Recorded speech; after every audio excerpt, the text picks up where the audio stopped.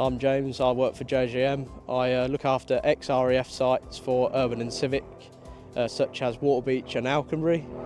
Main challenges that we face is banks, large areas of grass which need clearing quite quickly, which the Aebi allows us to do. We suffer with a lot of ruts and things like that, so with the steep banks, obviously a normal tractor can't conquer them tasks. And with the rough terrain, the Aebi adds a lot of versatile use as it's very stable and light on its feet. The steering makes it very agile. The best features are probably the hydrostatic, because there's a lot of turning, a lot of stopping, starting, so you haven't got to change gear. The four-wheel steer acts very good in the tight obstacles that we have, such as round posts and poles, trees, everything like that. There's not many things that can cut banks and clear. Obviously there's robots and that, but nowhere is comfortable as obviously sitting in a cab and doing said tasks. The Aebi Schmidt team's helped us very well. They're very responsive when we call them. If we need any help, they're there.